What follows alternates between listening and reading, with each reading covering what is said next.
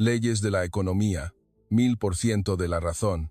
En el infierno de Venezuela, donde ni un fajo de billetes transportado en 2 coches compraba un trozo de pan, una mujer de 24 años llamada Isabela soportaba el día a día en las filas más largas, en medio de esa ciudad desesperada, donde no había esperanza.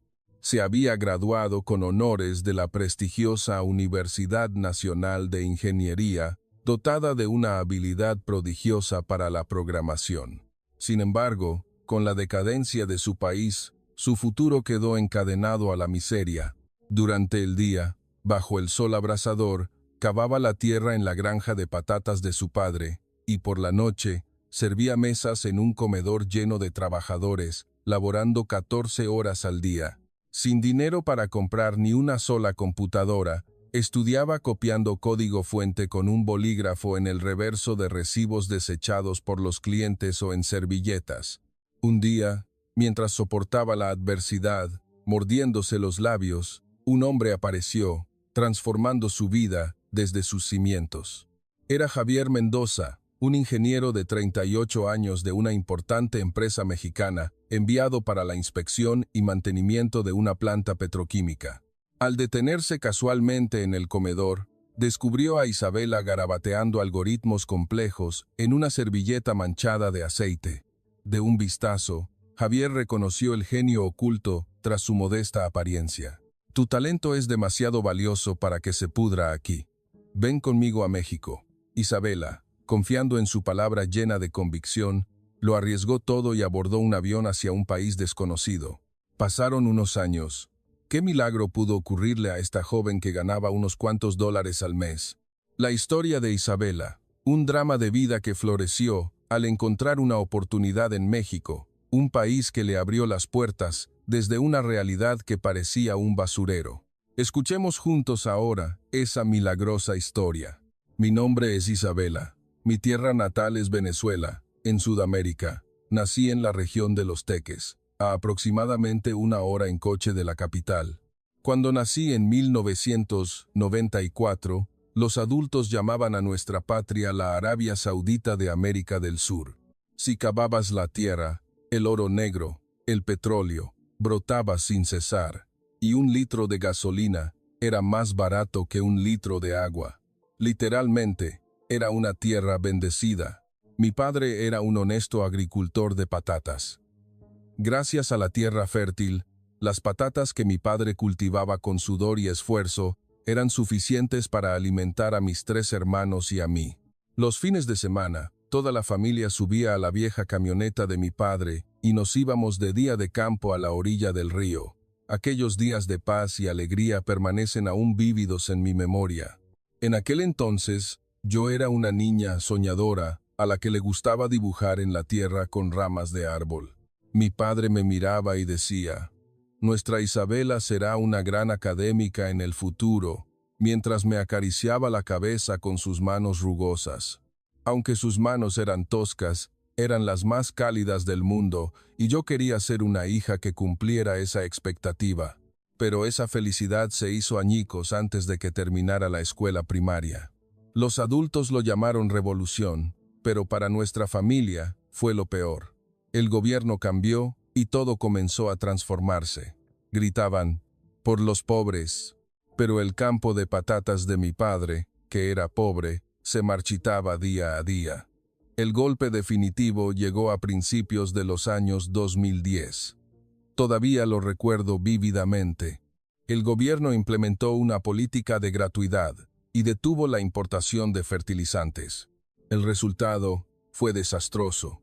La tierra, incapaz de obtener fertilizantes, se volvió estéril y las patatas de mi padre se pudrieron. Tampoco se podían conseguir las piezas para operar la maquinaria, ya que todas las importaciones estaban controladas. Isabela, estudia. Tu intelecto es la única forma de escapar de esta tierra. Mi padre siempre me decía eso mientras cargaba sacos de patatas podridas. Cada vez que veía las arrugas profundamente marcadas alrededor de sus ojos, mi pecho se contraía. Fue por entonces cuando comencé a estudiar con una dedicación feroz. Si se iba la luz, encendía una vela para resolver problemas de matemáticas, y como no había transporte público, caminaba 10 kilómetros de ida y vuelta a la escuela. Las suelas de mis viejas zapatillas se desgastaban, y las ampollas aparecían y reventaban en las plantas de mis pies, pero no podía detenerme. Desde niña, comprendí dolorosamente que yo era la única cuerda que podía sacar a mi familia de ese lodazal de pobreza. El esfuerzo no traicionó. Fui admitida con honores en la carrera de Ingeniería Informática de la prestigiosa Universidad Nacional de Ingeniería de Venezuela. El día que recibí la carta de aceptación, mi padre quiso celebrar una fiesta en el vecindario, pero no teníamos dinero para ello. En su lugar, puso música a todo volumen en una vieja radio. Para mí, eso era suficiente felicidad. Sin embargo, el romance universitario no existió para mí. No tenía dinero ni para comprar una laptop. En clase, mientras el profesor demostraba su elegante codificación, yo la copiaba frenéticamente en mi cuaderno. Mientras otros tecleaban en sus laptops de última generación, yo codificaba en papel con un bolígrafo de unos cuantos bolívares. Construía la lógica en el papel y compilaba en mi mente. Si hago un bucle aquí, se desperdiciará memoria. Necesito reducir las variables. Si uso los punteros así, será más rápido. Mis amigos me miraban y susurraban. Esa chica ni siquiera tiene computadora, y es la mejor. La que codifica en papel, ¿verdad? El ahogo era tal que apenas podía escuchar. Creía que una vez que me graduara, esta miseria agotadora terminaría. Creía firmemente que con un título podría conseguir un trabajo en una empresa global de TI y salvar a mi familia de la pobreza. Solo con esa esperanza resistí y perseveré. Pero la realidad de mi patria que enfrenté al graduarme de la universidad en 2018 fue el sufrimiento mismo. La inflación asesina convirtió los billetes en simple papel. En las calles, los fajos de bolívares yacían como basura, pero con ese dinero no se podía comprar ni un trozo de pan. Los estantes de los supermercados estaban vacíos, y la gente hurgaba en los cubos de basura buscando carne podrida. En los hospitales no había medicinas, y los niños morían uno tras otro. Empresas globales como Microsoft o Google se habían retirado hacía mucho tiempo, y los pocos trabajos de TI que quedaban eran para administrar sitios web de propaganda del gobierno o crear programas ilegales de manipulación cambiaria en el mercado negro. Mi título universitario y mis honores, todas esas brillantes credenciales, eran solo trozos de papel que no podían cambiarse ni por un saco de patatas. No tenía otra opción. Como hija mayor, necesitaba ganar dinero de inmediato. Mi día comenzaba a las 4 de la mañana. Antes de que saliera el sol, me ponía mi ropa de trabajo húmeda y rota y me dirigía al campo de patatas con mi padre, respirando el aire del amanecer, mezclado con el olor sofocante a gas que flotaba desde la planta petroquímica, blandía la asada. Mis manos, que deberían haber sujetado libros especializados, tenían callos, y los nudillos de mis dedos, que deberían haber codificado, estaban manchados de tierra negra. Isabela, lo siento mucho. Por ser un padre tan inútil te hago pasar por esto. El suspiro de mi padre, que llegaba desde su espalda encorvada, me causaba aún más dolor. Mi padre se quejaba todas las noches, pero no teníamos dinero para ir al hospital ni para comprarle analgésicos. Cada vez que lo veía así, temblaba por mi impotencia. Después de trabajar en el campo hasta las 3 de la tarde, mi cuerpo se sentía destrozado, pero no había tiempo para descansar. Volvía a casa, me lavaba rápidamente el barro y el sudor con agua fría y me dirigía a mi segundo campo de batalla, el Sol, un viejo comedor frecuentado principalmente por trabajadores de las afueras de Caracas. Este era mi segundo trabajo. Mi tarea era servir y mantener contentos a los clientes. Ese lugar, impregnado de olor a aceite rancio y alcohol barato, era para mí otro infierno. Oye, Linda, hoy estás guapa. Escuché que eres de la universidad más importante, ¿verdad? Cálculame esto. Cuando los clientes borrachos se enteraban de que era universitaria, se burlaban de mí con más malicia. Era humillante. Quería quitarme el delantal, y salir corriendo de inmediato. Pero las propinas que me daban cuando estaban ebrios, esos pocos dólares, se juntaban para pagar la matrícula de mis hermanos menores y comprar los analgésicos de mi padre. El orgullo no compra pan. Tuve que morderme los labios y forzar una sonrisa. Cuando los clientes disminuían, me acurrucaba sobre un saco de arroz en un rincón de la cocina y sacaba mi cuaderno, el reverso de los recibos que los clientes desechaban, las servilletas arrugadas.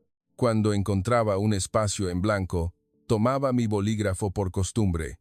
Apuntaba los algoritmos que había aprendido ese día o las optimizaciones que se me ocurrían. El rincón del comedor, con su olor a aceite, era mi pequeño laboratorio personal, un código que no podía ejecutar porque no tenía computadora.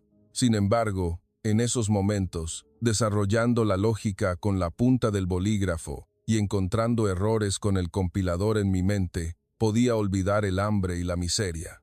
Algún día, seguro que podré teclear en un teclado de verdad. Solo esa tortura esperanzadora me mantenía viva.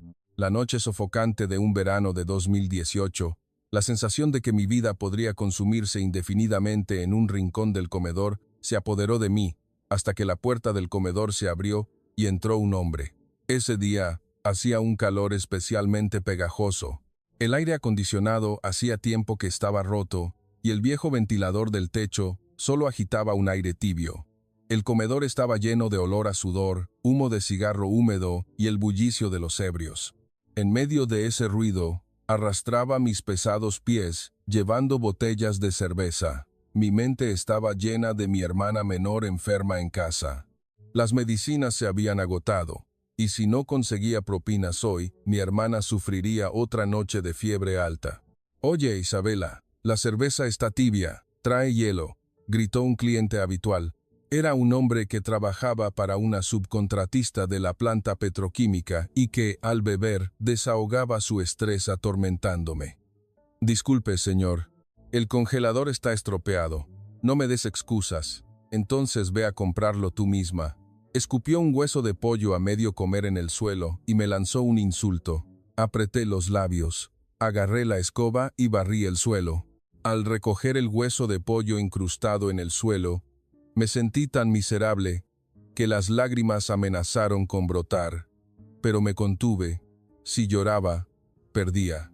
Fue entonces cuando la puerta del comedor se abrió y entró un hombre desconocido. Llevaba ropa de trabajo, pero su ambiente era completamente diferente al de los trabajadores ruidosos que frecuentaban este lugar.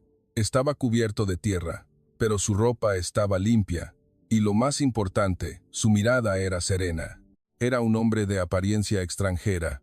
Él echó un rápido vistazo a su alrededor y se sentó silenciosamente en el asiento más alejado. Me acerqué a él, limpiándome las manos con una servilleta. «Bienvenido. ¿Qué desea ordenar?» «Un arroz frito, por favor, y un vaso de agua fría». Su español era un poco torpe, pero su tono resumaba cortesía. Los hombres de por aquí normalmente me llamaban «oye» o «chama». Que un extranjero que acababa de conocer usara un lenguaje cortés conmigo fue extraño y al mismo tiempo reconfortante. Él era Javier Mendoza, un ingeniero enviado por una importante empresa constructora de México. Desde ese día, él venía a nuestro comedor puntualmente a las 7 de la noche. Su pedido siempre era el mismo: arroz frito y una botella de agua mineral. Nunca bebía alcohol. «Tengo que inspeccionar la seguridad en el sitio mañana, así que no puedo beber alcohol». Una ética profesional que estaba en un nivel diferente al de los hombres de esta tierra que vivían manchados de alcohol. Sentía una extraña admiración por él.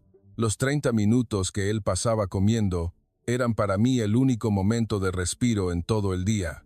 Cuando había pocos clientes, me hablaba. «¿No fue duro el trabajo en el campo hoy? Isabela, tienes una sonrisa hermosa. No dejes de sonreír, incluso cuando sea difícil». Eran conversaciones triviales, pero la cálida consideración que contenían fue derritiendo poco a poco mi corazón congelado. Él me trataba como una persona que merecía respeto, antes que como una empleada del comedor.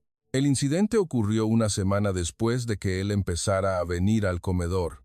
Era día de pago, por lo que el comedor estaba tan abarrotado que no se podía dar un paso. Un grupo de compañeros de trabajo entró, terriblemente borrachos. Ya habían estado bebiendo en otro lugar, y sus ojos estaban vidriosos. «Oye, Isabela, hoy tu hermano hizo una buena ganancia. Ven aquí y sírveme licor». El hombre, de apellido Ortiz, me agarró la muñeca, agitando un fajo de billetes. Su mano fuerte se clavó en mi muñeca. «Suélteme, solo soy la mesera. No te hagas la tonta. ¿Y qué si saliste de una buena universidad? Ahora tu trabajo es acompañarme a beber, ¿verdad?» Él rió a carcajadas e intentó rodear mi cintura con su brazo. Los demás clientes del comedor solo observaban, divertidos. «Suélteme». Cuando grité y lo empujé, su expresión se torció con furia. «¿Hasta dónde va a llegar esta? Con dinero se puede hacer lo que sea». Él levantó la mano. Cerré los ojos con fuerza, preparándome para el dolor inminente. ¡Boom! Sonó un golpe sordo, pero no sentí ningún dolor en mi mejilla. Abrí los ojos con cautela y frente a mí había una espalda desconocida. Una espalda que, aunque no era grande, era fuerte y vestía ropa de trabajo. Era Javier Mendoza. Se había interpuesto entre nosotros y había agarrado el brazo del hombre en el aire. «Suelte esa mano». Una voz grave, pero fría. Una voz imponente que silenció el bullicio del comedor en un instante. «Si ha bebido, ¿no es de buena educación irse tranquilamente? ¿Qué está haciendo cuando la señorita no quiere?» El hombre intentó soltar su brazo, pero la fuerza de Javier era tremenda. «¿Quién eres tú para actuar así en un país ajeno? Soy un cliente habitual de este comedor. Permítame comer en paz». Javier apartó con fuerza el brazo del hombre. Ortiz retrocedió, tambaleándose. Sus compañeros se levantaron al unísono, pero la mirada fría de Javier los hizo retroceder. Era una mirada tan intensa que se podía sentir la furia. «Será mejor que se vayan antes de que llame a la policía. ¿Acaso creen que aquí no hay cámaras de seguridad?» Por supuesto, no había cámaras de seguridad en ese comedor. Pero intimidados por la actitud firme de Javier, los hombres salieron corriendo del comedor, maldiciendo. Un silencio se apoderó del lugar. Javier se volteó lentamente y me miró. «¿Está bien?» Esa corta pregunta hizo que mi corazón diera un vuelco.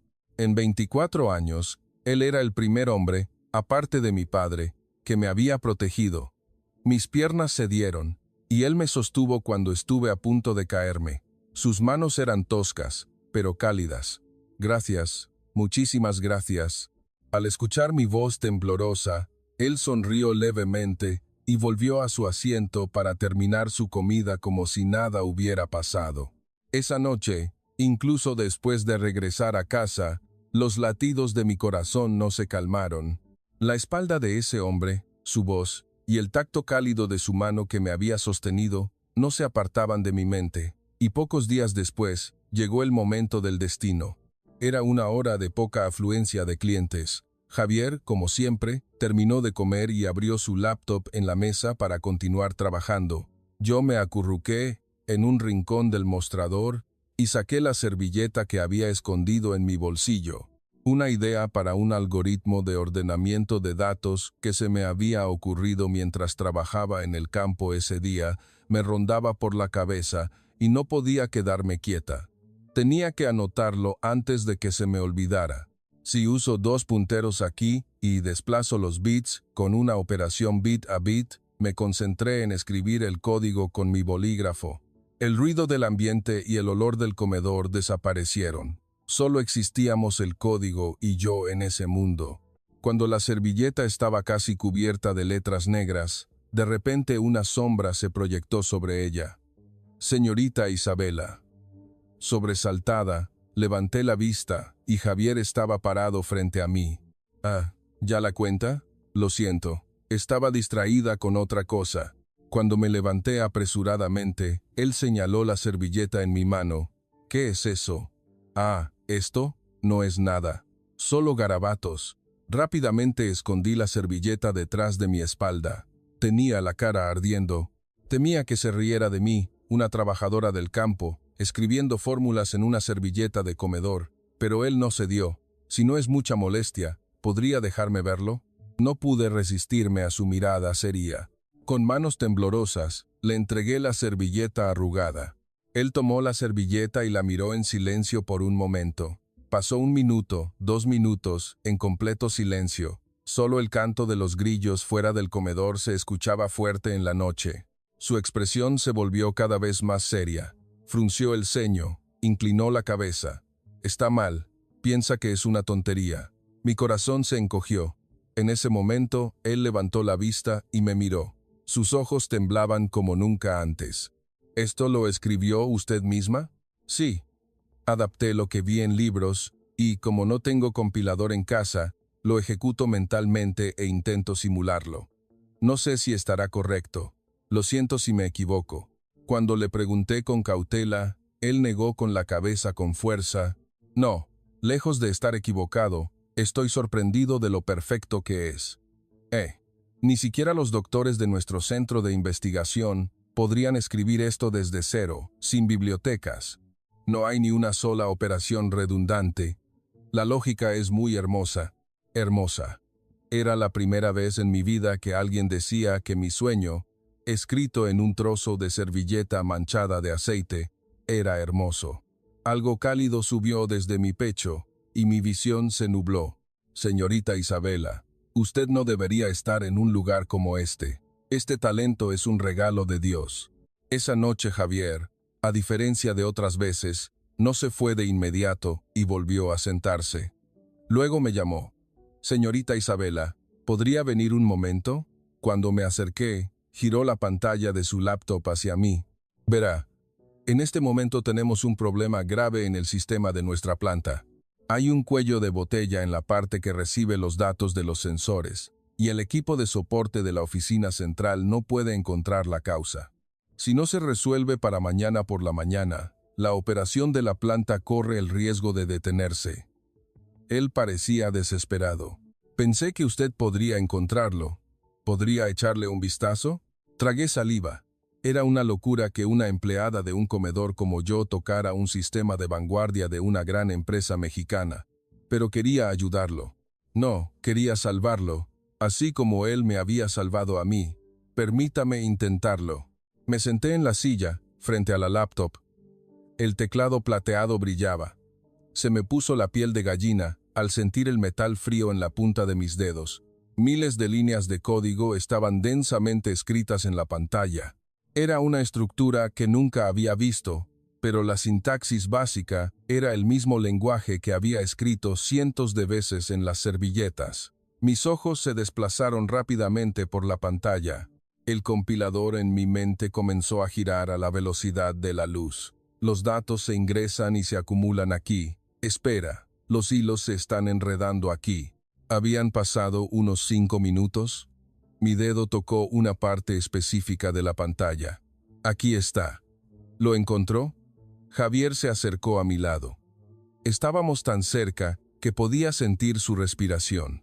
No se debe poner un retardo dentro de este bucle while. Cuando llega la señal del sensor, el retardo hace que se pierda la interrupción. Por eso los datos se acumulan y se detiene. No, eso lo puse para evitar el ruido. El ruido debe filtrarse con el hardware. Si se procesa de esta manera con software, no se puede lograr un procesamiento en tiempo real.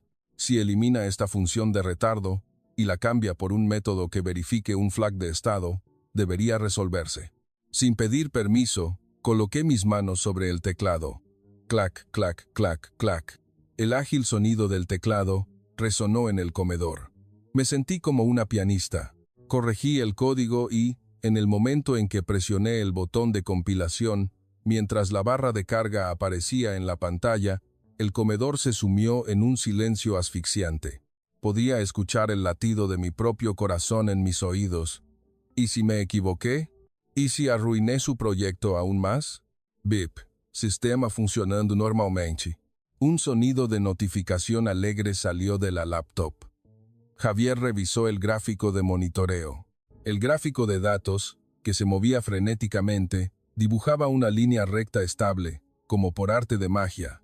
¡Éxito! El cuello de botella ha desaparecido por completo. La velocidad también es mucho más rápida. Él lanzó una exclamación de asombro y me miró. Su mirada estaba llena de sorpresa, asombro y convicción. Señorita Isabela, usted lo hizo. Usted salvó nuestro proyecto. Incapaz de ocultar su emoción, me abrazó por los hombros. Nuestros ojos se encontraron por casualidad, y en sus pupilas vi mi propio valor por primera vez en mi vida. En ese momento, reconocida no como una mesera gracienta, sino como una desarrolladora capaz, mi corazón latía tan fuerte que parecía que iba a explotar. A partir de ese día, nuestra relación cambió sutilmente. A la tarde siguiente, Javier trajo una laptop ultra delgada plateada al comedor. Se la presto. De ahora en adelante, no escriba en servilletas. Escriba aquí todo lo que quiera. Desde ese día, el rincón de la mesa del comedor se convirtió en mi aula personal y en el lugar de citas más secreto del mundo. Cuando había pocos clientes, él se sentaba a mi lado y me mostraba las últimas tendencias de TI y documentos técnicos de México.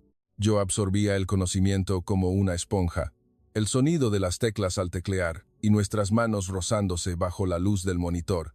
Esta parte sería más eficiente si la escribiera así. Cada vez que él colocaba su mano sobre la mía para corregir el código, yo sentía que se me cortaba la respiración, pero mi momento más esperado del día era otro. Era a las 10 de la noche, cuando el comedor cerraba. Las noches en la Venezuela colapsada eran peligrosas. Era una zona sin ley, donde se escuchaban disparos y aparecían ladrones. Sabiendo esto, Javier se ofreció a llevarme a casa desde ese día. Señorita Isabela, ¿ya terminó? Suba, por favor. Frente al comedor, su vieja camioneta SUV siempre esperaba con el motor encendido. Cuando abría la puerta del asiento del copiloto y subía, él se inclinaba hacia mí y me abrochaba el cinturón de seguridad.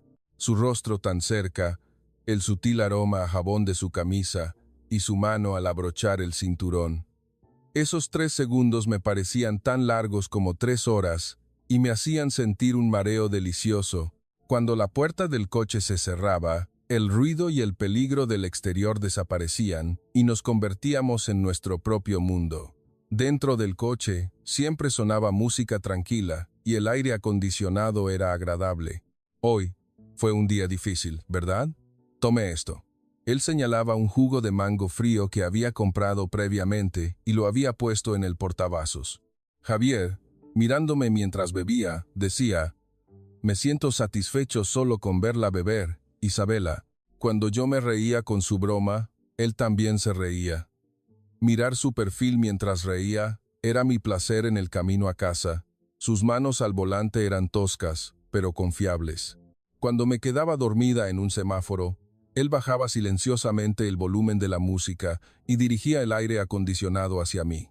A veces, cuando el coche se sacudía en un camino sin pavimentar, él extendía su brazo para sostenerme y evitar que mi cuerpo se moviera.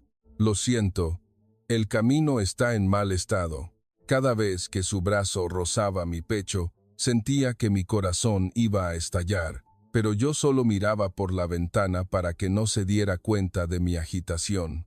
Mi rostro reflejado en la ventana estaba sonrojado. Los 20 minutos de viaje a casa. Ese corto trayecto era como un dulce caramelo al final de un día infernal. Incluso después de regresar a casa, esa emoción no desaparecía fácilmente. Esa noche, hundí mi rostro en la almohada y me revolví por un tiempo, con el corazón latiendo con fuerza. Tuve que admitir que me había enamorado de este hombre. No pronunciábamos las palabras «te quiero», pero en nuestras miradas ya nos habíamos confesado cientos de veces. Los días en que él se retrasaba en el trabajo, yo miraba ansiosamente hacia la puerta y en el momento en que entraba, una sonrisa inconfundible se dibujaba en mi rostro. Ni los clientes ruidosos del comedor, ni la terrible pobreza importaban en ese instante.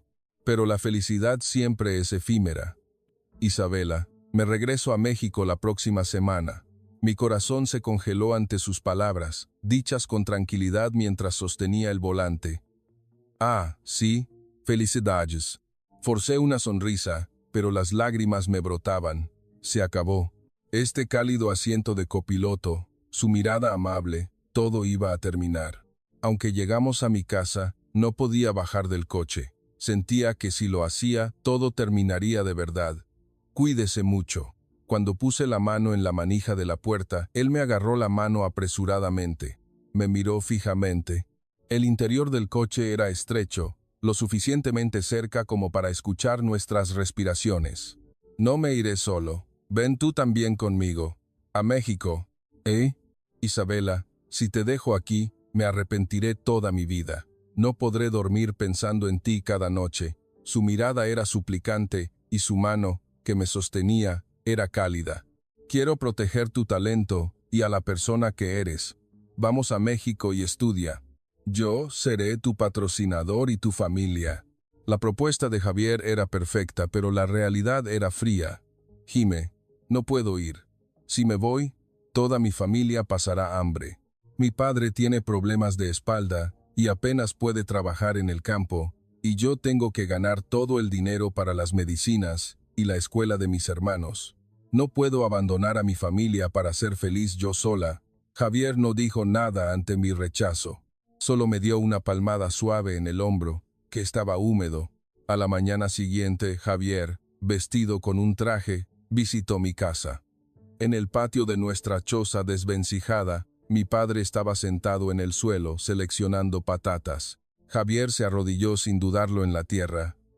Y con un español torpe, pero claro, dijo: «Señor, deme a su hija. La llevaré a México para que estudie». Mi padre dejó las patatas que tenía en la mano y permaneció en silencio por un momento.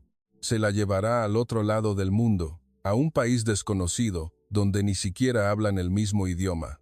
Le prometo que nunca haré llorar a Isabela. Y también me haré cargo de la vida de su familia. Mi padre apagó el cigarrillo que fumaba y dio una palmada a Javier en el hombro con sus manos rugosas. «Vete, llévala.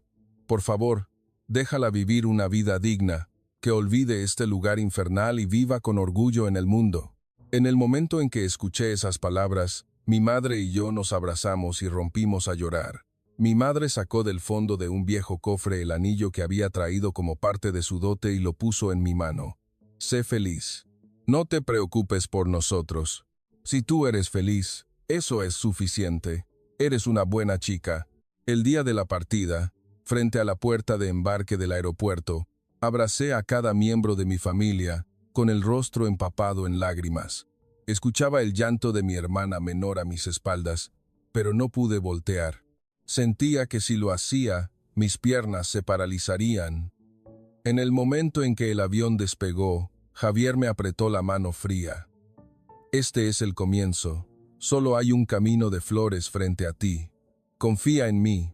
Apoyé la cabeza en su hombro y cerré los ojos. Con el sonido de los motores, mi cuerpo se elevó en el aire, y así comenzó mi largo vuelo hacia México, la tierra de las oportunidades. ¿Qué realidad enfrentaría allí? ¿Sería el paraíso que había imaginado? ¿O sería el comienzo de otra prueba? Después de un largo vuelo, de más de 30 horas, el anuncio de la tripulación resonó. «Estimados pasajeros, nuestro vuelo está iniciando el descenso hacia el Aeropuerto Internacional de la Ciudad de México». Al levantar la persiana de la ventanilla del avión, un deslumbrante mar de luces llenó mi vista. Era una escena de otro nivel comparada con la oscuridad en la que estaba sumida mi ciudad natal. El paisaje nocturno de la Ciudad de México, como una caja de joyas derramada, ese fue mi primer encuentro con México. Al bajar del avión y entrar en la sala de llegadas, me quedé sin palabras. El impecable suelo de mármol, los techos aerodinámicos diseñados como una ciudad futurista y sobre todo, el olor del aire era diferente. No era el olor sofocante a aceite rancio o a basura podrida, sino el aroma cómodo y sofisticado de la civilización. ¿Este lugar realmente existe en la Tierra?, le pregunté a Javier, quien sonrió y me abrazó por el hombro. «Bienvenida a México. A partir de hoy, este es tu hogar». En el camino hacia la Ciudad de México en el autobús del aeropuerto, miraba por la ventana, pegando mi rostro al cristal. Enormes puentes cruzando grandes ríos, interminables rascacielos. Y las calles, iluminadas como en pleno día, a pesar de ser de noche. Era una escena inimaginable en Venezuela. Para mí, que había vivido con la luz de velas debido a los cortes de energía, México era como el mundo del futuro, 100 años adelantado. La casa donde vivía Javier era un departamento espacioso en una tranquila zona residencial al sur de la Ciudad de México. Al abrir la puerta principal, una cálida atmósfera me envolvió. Encenderé el aire acondicionado. Así es como calentamos las habitaciones en México. En el momento en que me quité los zapatos y di un paso adentro, mi cuerpo congelado se calentó como si se derritiera.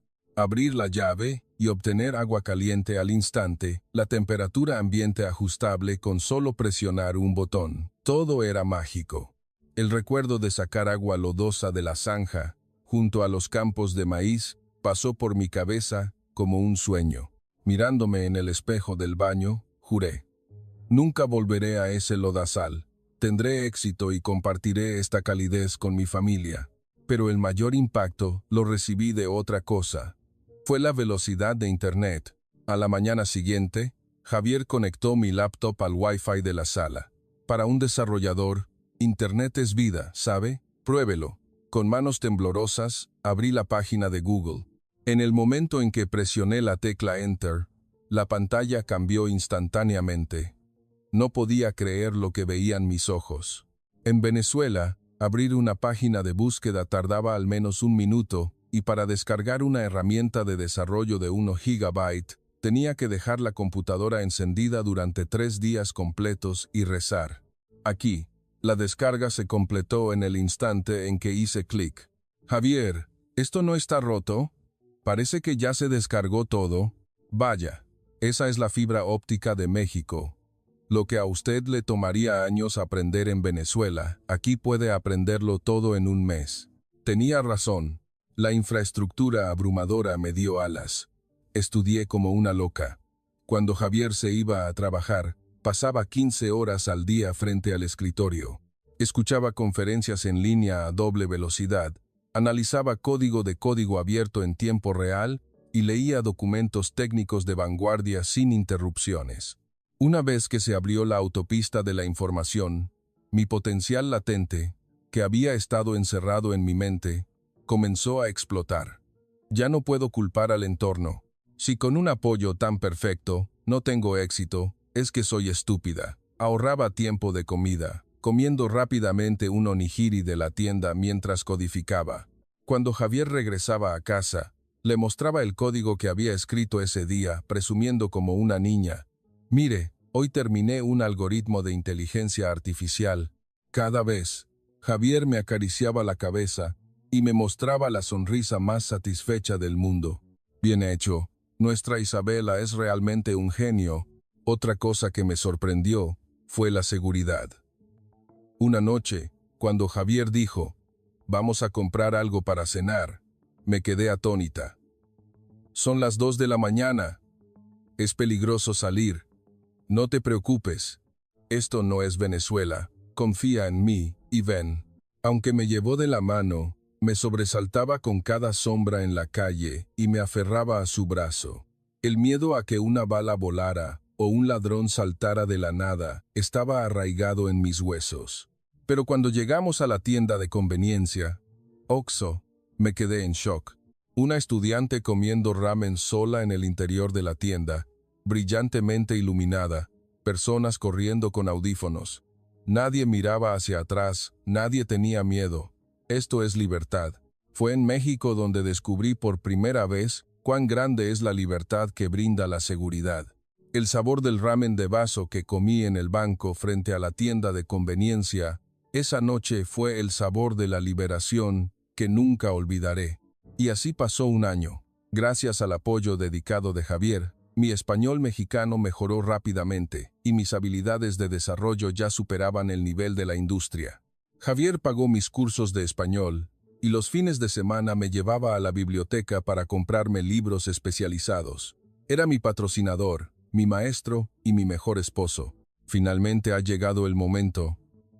Una tarde, Javier me mostró un anuncio de empleo. Era una convocatoria para desarrolladores experimentados en una prometedora startup de TI en el país. Con tus habilidades es suficiente. No compitas por nacionalidad o educación, solo por el código. Es una prueba a ciegas, así que vale la pena intentarlo. Con el corazón tembloroso, presenté mi currículum. Educación. Graduada de la Universidad Nacional de Ingeniería de Venezuela. Experiencia. Trabajo en una granja de patatas y en un comedor. Era un currículum que, a ojos de cualquiera, sería rechazado sin dudarlo. Sin embargo, en la sección de portafolio, adjunté una muestra de algoritmos optimizados que había recopilado y creado a partir del código que había escrito. Ese sueño, garabateado en servilletas, estaba ahora listo para salir al mundo como un portafolio sólido. Una semana después, recibí una llamada de un número desconocido. Felicidades. Ha aprobado la preselección. Por favor, venga a la entrevista. Fue un milagro. Javier me abrazó y saltó en el mismo lugar. ¿Lo ves? Te dije que podías hacerlo. El día de la entrevista, al entrar en el elegante vestíbulo de un edificio en la Ciudad de México, me sentí intimidada. En la legendaria sala de espera, mis rivales, vestidos con elegantes trajes, estaban sentados con una tensión palpable. Yo era la única extranjera. Todos me miraban de reojo y susurraban. ¿Será para el cupo de extranjeros? ¿Venezuela? ¿No era que ese país estaba en bancarrota? Palabras como cuchillos se clavaron en mis oídos. Apreté los puños. Les mostraré. Lo que perfeccioné en el campo de patatas. Lo que dibujé en las servilletas. Llegó mi turno y entré en la sala de entrevistas. 3 entrevistadores me miraban con curiosidad o con una pizca de duda. Señorita Isabela, su currículum es único. Hay un vacío después de su graduación. ¿Qué hizo durante ese tiempo? Esa era la pregunta que más me preocupaba. Respiré hondo y, con un español todavía algo torpe, pero claro, respondí. Sí. Durante el día, trabajaba en el campo de patatas y por la noche, servía mesas en un comedor. Los entrevistadores murmuraron. Algunos se rieron con desdén. En una entrevista de desarrollador menciona un campo de patatas. Seguramente habrá olvidado por completo la programación, ¿no? La tecnología avanza día a día. Me lanzaron una pregunta con presión. Miré directamente a los ojos y respondí, no. Como no tenía computadora, codificaba todos los días en el reverso de los recibos que los clientes tiraban. Mi compilador estaba en mi cabeza. Ni un solo día, ni un solo instante, me aparté del código. La sala de entrevistas se quedó en silencio. La persona que parecía tener el puesto más alto entre los entrevistadores se ajustó las gafas y dijo, cualquiera puede decirlo. ¿Podría demostrarlo, por favor? Me entregó un marcador para pizarra blanca. Actualmente, hay un pequeño problema con el algoritmo de procesamiento de tráfico de nuestro servidor. Por favor, escriba código improvisado en esta pizarra. Tiene 10 minutos. Esta era mi oportunidad. Tomé el marcador y me paré frente a la pizarra. Una pizarra blanca e inmaculada. Para mí, era lo mismo que el reverso grasiento de un recibo del comedor de hacía 2 años. Cerré los ojos, y el bullicio del comedor y el calor del campo de patatas volvieron a mí, y las últimas tecnologías mexicanas que había estudiado sin descanso en la laptop que Javier me había comprado, se combinaron en mi mente. Empiece. Comencé a escribir sin vacilar. Solo el sonido del marcador golpeando la pizarra llenaba el silencio. La pizarra se llenaba de complejas ecuaciones y código. No era un método común, sino mi estilo de código hambriento, que reducía al máximo el uso de memoria. Era mi arma, forjada en un entorno de recursos escasos. Terminé. Cuando dejé el marcador, las expresiones de los entrevistadores habían cambiado. La burla inicial había desaparecido, y el asombro y la admiración dominaban el ambiente. ¿Implementó la cola directamente con punteros dobles en esta parte, sin usar bibliotecas? Sí, en Venezuela, las computadoras tenían especificaciones bajas, y el uso de bibliotecas podía causar retrasos, así que se me hizo costumbre implementarlo yo misma. El entrevistador sonrió con asombro.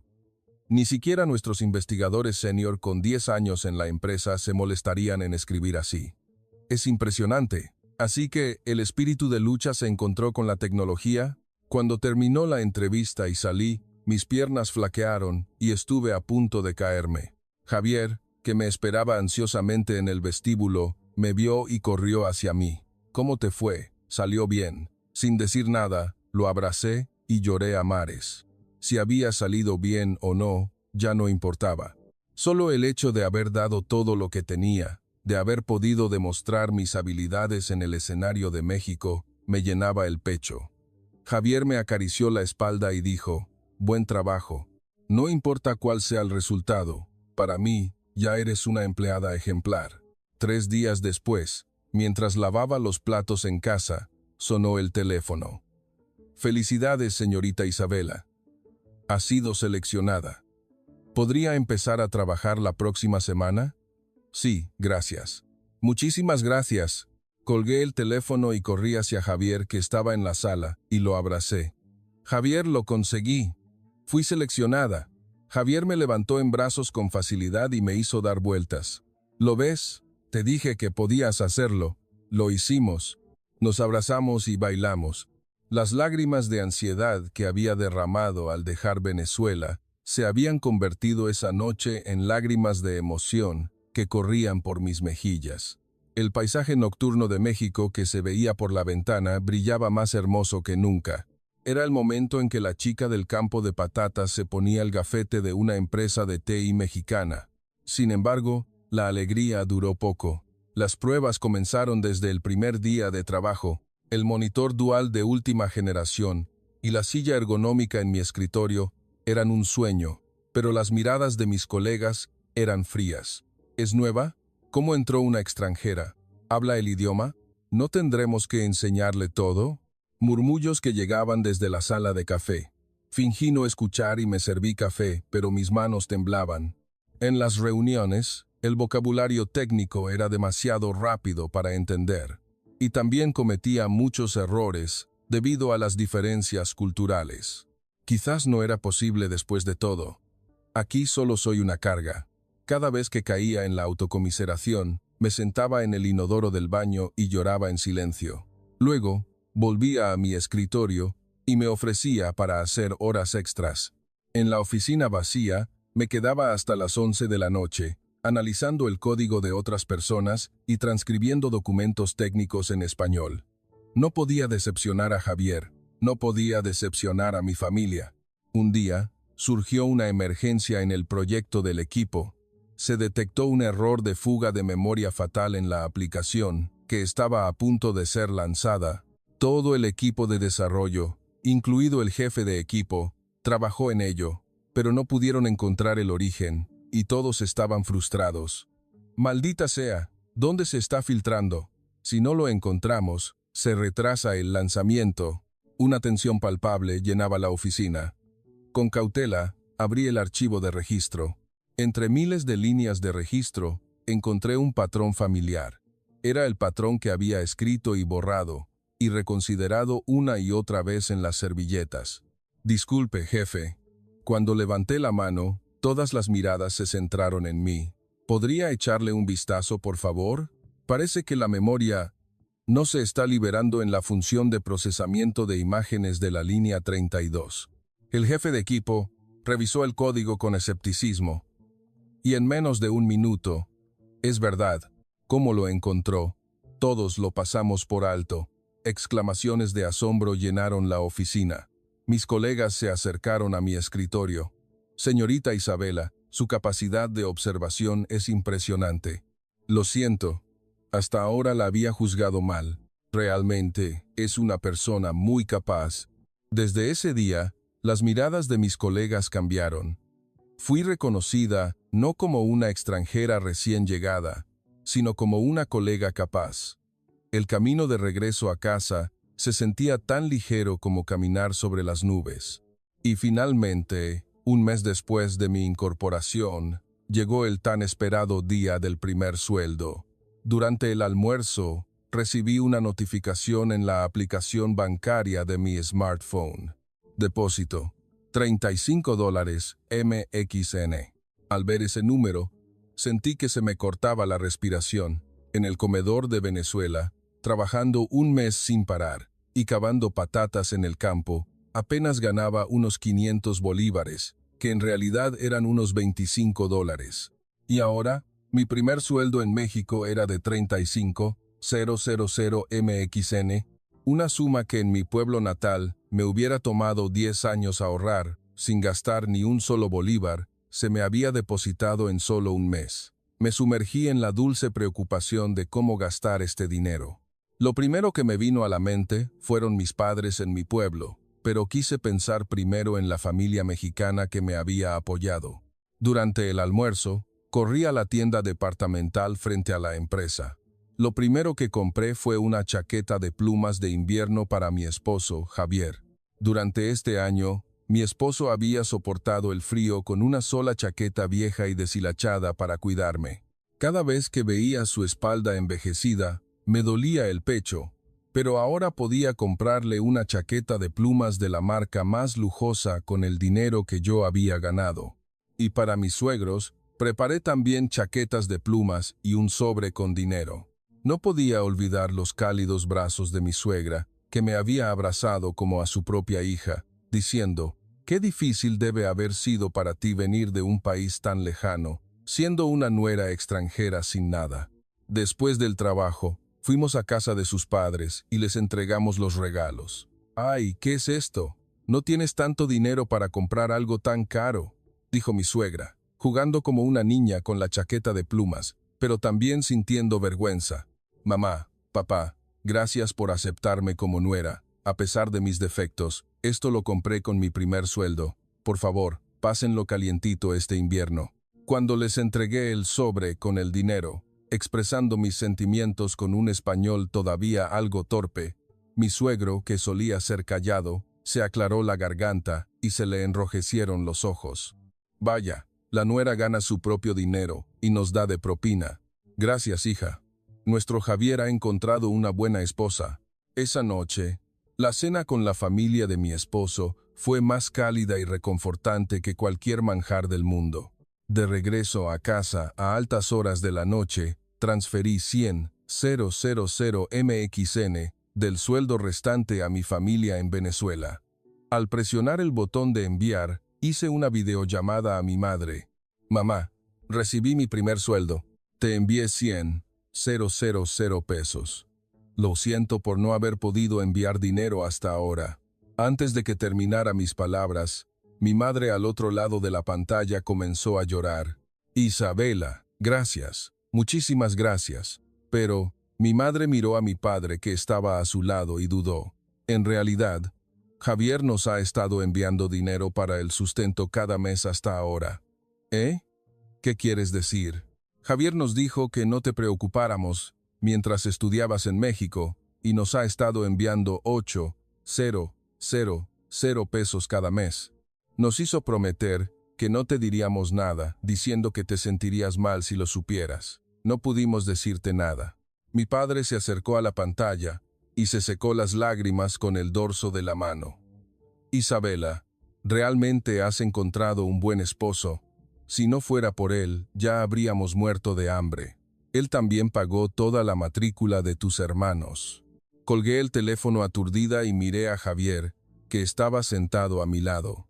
Él miraba la televisión como si no supiera nada. «Javier, ¿qué pasa? ¿Tus padres te dijeron algo? ¿Por qué no me lo dijiste? ¿Por qué cargaste con todo tú solo, como un tonto?» Cuando le pregunté con la voz quebrada, Javier finalmente se rascó la nuca, incómodo. «Ah, tus suegros te lo contaron, ¿verdad? No fue gran cosa. Pensé que te distraería de tus estudios». 8,000 pesos. «Javier, eso es casi todo tu dinero de bolsillo. Y tú no te compraste ni una prenda de vestir». En ese momento, abracé a mi esposo y lloré a mares. 8,000 pesos. En Venezuela, eso era suficiente para vivir más de un año.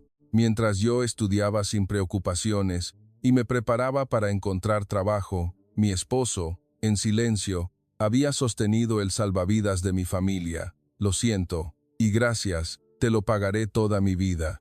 ¿Realmente te lo pagaré, Javier?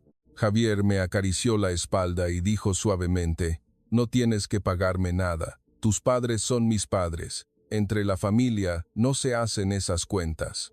Que tú hayas conseguido un buen trabajo y traído tu primer sueldo ya me ha compensado por completo.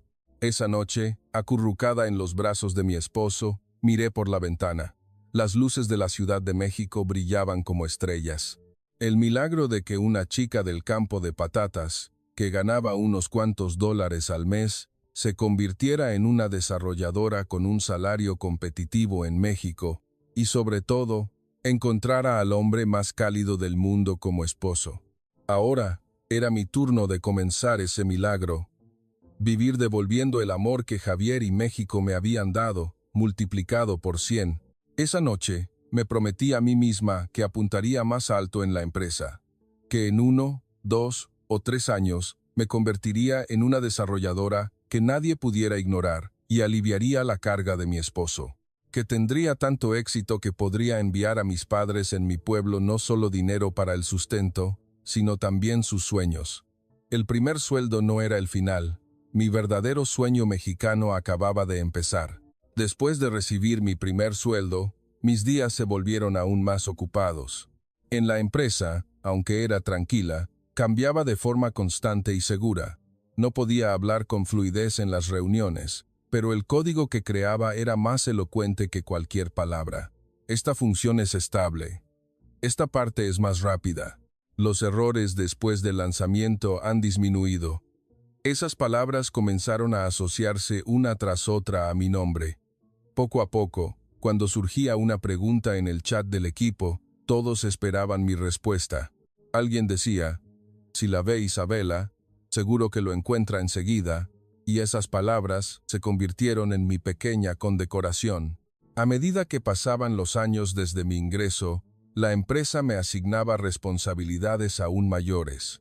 Se me encomendó el diseño de módulos centrales para servicios importantes y la formación de nuevos desarrolladores. Yo, que una vez escribía código en servilletas en un rincón del comedor, ahora revisaba el código de otros y ofrecía consejos. Ese cambio era a la vez extraño y motivo de orgullo. Mi salario también aumentaba visiblemente. Al principio, el solo ver los números en mi extracto bancario me resultaba increíble y me dejaba sin aliento, pero con el tiempo, el significado del dinero cambió. El dinero se convirtió en oportunidad. El dinero que enviaba a mi casa no era solo para el sustento, sino que construyó la base para que mi familia volviera a levantarse.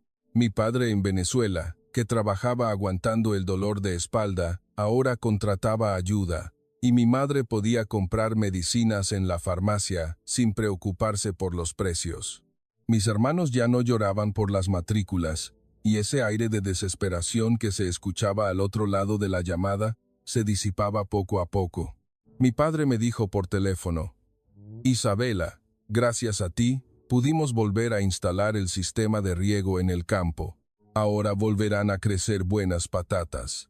Con esas palabras, sentí que todo mi esfuerzo no había sido en vano, y finalmente, mi nombre fue llamado una vez más en la empresa. Felicidades por tu ascenso. En el momento en que escuché esas palabras me sentí feliz y al mismo tiempo extraña. Antes de la alegría, me vino a la mente un rostro. Recordé los callos en mis manos, formados en la tierra abrasadora de Venezuela, y mis manos recogiendo huesos de pollo del suelo del comedor, y la mirada de mi esposo, que por primera vez había sostenido mis manos, y se me hizo un nudo en la garganta. El día que regresé a casa, después de mi ascenso, le dije a mi esposo, Javier, de ahora en adelante, realmente te daré una vida más cómoda. Mi esposo, como de costumbre, no dijo nada grandilocuente. En cambio, me tomó de la mano y me preparó una cálida cena. Así pasaron unos meses. Un día, sentí un cambio en mi cuerpo.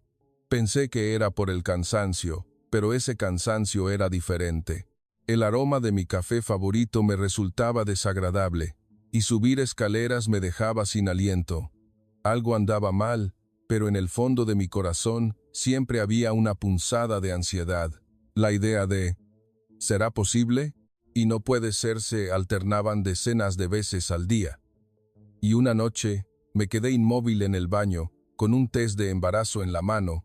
En el momento en que una pequeña línea apareció en la ventana, no pude emitir ningún sonido.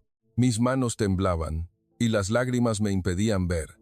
Mi rostro en el espejo no sabía si reía o lloraba. Voy a ser mamá. Fui a la sala, y le mostré el test a mi esposo, y él tuvo exactamente la misma expresión que yo. Después de permanecer en silencio por un momento, nos abrazamos y lloramos en silencio. No hicieron falta palabras. Cuando fuimos al hospital por primera vez, me sorprendió de nuevo el sistema de salud mexicano. Al hacerme una ecografía, vi un pequeño corazón latiendo en la pantalla. El médico explicó amablemente, y los costos de las pruebas estaban cubiertos por el seguro de salud. En Venezuela, incluso llamar a la puerta de un hospital era un terror, pero aquí, el simple hecho de que se estableciera un calendario para las revisiones periódicas me trajo tranquilidad. A medida que mi vientre crecía, mis colegas en la empresa también me felicitaban. El jefe de equipo me dijo: «Dinos tu horario de licencia por maternidad con anticipación, Isabela. Nos prepararemos como equipo». Y mis colegas me decían: «Cuando regreses, te ayudaremos». Cada una de esas palabras era tan valiosa. Si hubiera estado en Venezuela, el embarazo habría sido una carga pesada. Pero el hecho de que en México fuera un derecho natural protegido todavía, me parecía increíble. Cuando se acercaba la fecha de parto, hice una videollamada a mi suegra y a mi madre. Mi suegra dijo: «Definitivamente iré al hospital a ver a mi nieto». Y mi madre en Venezuela lloró al ver mi vientre a través de la pantalla. «Isabela, vas a ser madre. Mi bebé va a tener un bebé». Y finalmente, nació mi bebé. Fue una niña.